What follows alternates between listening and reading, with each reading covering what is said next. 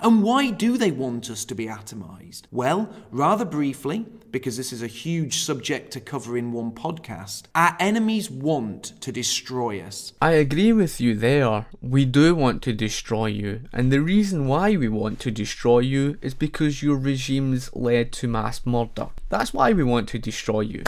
We want to destroy you because A, we are moral, B, unlike yourself, we understand economics, C, we've got history to back up what an atrocious failure your collectivism was before the Industrial Revolution, never let alone all those collectivist regimes that led to over 150 million people being wiped off the face of this earth in the 20th century alone. Yes, we want to destroy you. Damn right we do. They seek to bring about a situation where Europeans are replaced and bred out of existence. Again, that is false. Nowhere does it say under individualism that we favour uncontrolled immigration. Like I said about Lou Rockwell, who points out the very fact that you have individual private property rights and you can't just walk onto anyone's private property and say or do whatever you like.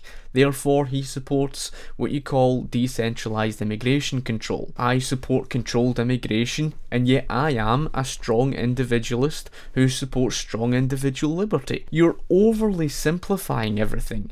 And yet you said you would destroy everything within 15 minutes. And they know that achieving this goal is far easier when we as a people are atomised. They know that a group of self-interested and atomised individuals cannot stand against a cohesive and homogeneous group that have common bonds and act with a collective consciousness. And that is exactly what has happened here in the West. Those of European descent have become atomised. They have become selfish, individualistic. They have embraced the soulless pursuits of hedonism and materialism. The reason why we are faced with the immigration crisis that we have today was actually because of governments. Now, excuse me, when you place the state as the main element of the economy, that is collectivism. The very fact that you have an income tax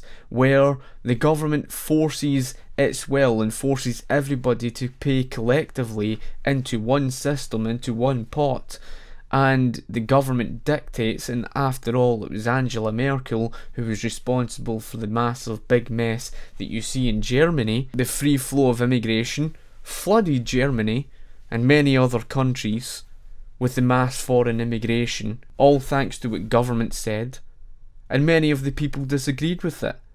I think that was kind of the whole reason for Brexit. Collectivism is where you place the state as the main element of the economy, and sorry to tell you, that's exactly what we live under today. Just not to an extreme level. You have the income tax, you have society forced into a collective group to pay into one pot, and what the government says goes in many regards. And that's exactly what we see with the collectivist European Union. How the hell can you conflate the European Union and what's happening today to that of individualism? That's not down to individuals having their own self-interest. And thrown away family, culture, traditions, and their own group identity. At the same time, millions of people from the Third World and the Middle East have flooded into Europe and are encouraged to think as a group, to identify with one another based on race, culture, religion, and their own national identity. These people then act as a cohesive body, look out for one another, and put their own communities first. And I am genuinely at a loss as to why anyone who claims to stand in defence of the West can't see exactly what is taking place and why it poses such a threat to our civilization. But I'm at a greater loss as to why those people think more individualism for the indigenous Europeans will actually solve the problem. Well, the reason why individualism solves the problem is because we support what you call the free market economy and private individual ownership. More of a peaceful and harmonious society that lifts the masses out of poverty. Your solution is actually the cause of the problem. You're like the dog that chases its own tail round in circles. You put the economy into the hands of government, Angela Merkel, and then You had a government that went on the path of its own because of collectivism, and the government did what? What did the government do? The government went on the path of its own, flooded the country, and the people of Germany were outraged. Again, that was all in the interests of the government, because why? Because you placed the government as the main element of the economy, and that's collectivism. This curious response isn't rooted in any realm of reality, but instead is rooted in some bizarre philosophical framework that exists only as an abstract and which has no validity in the real world, and makes several huge mental jumps. This is of course the notion that because I believe we should stand together,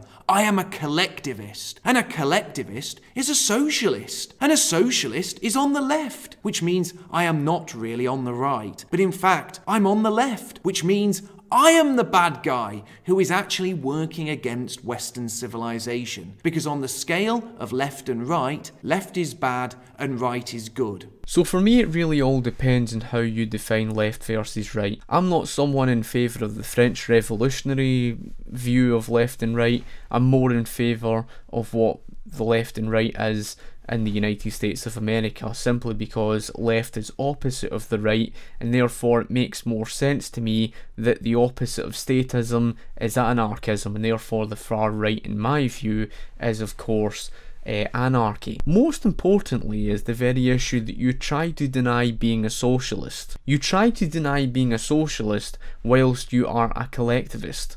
You call yourself a collectivist, that is a socialist.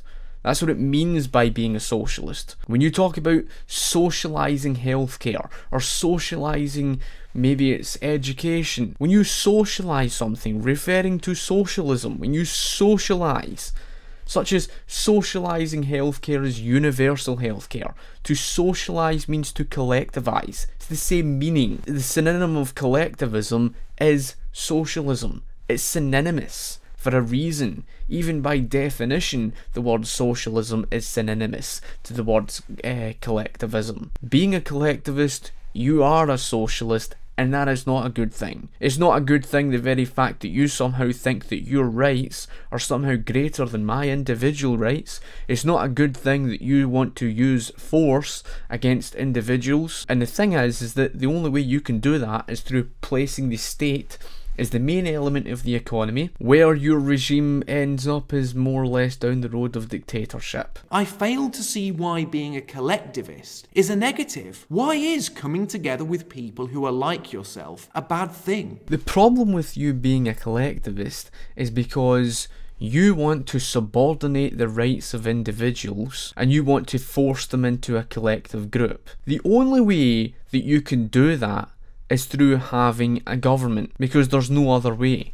You can't have collectivism without a government. You just can't. This idea, this oxymoron of libertarian socialism just doesn't fall. Because in order to force individuals into a collective group, and in order to ensure that individuals don't go and do their own thing and have their own self-interest, you require dictatorship. You require a state, an element to govern and oversee to ensure individuals are not going to go and do their own thing. Therefore, you require placing the state as the main element of the economy in order to do so. Where is it moral to force individuals to do as you please? You're taking away an individual's liberty to choose. Under individualism, it's the individual's free choice what they wish to do with their own life. If they want to go and work on their own, that's their own free choice.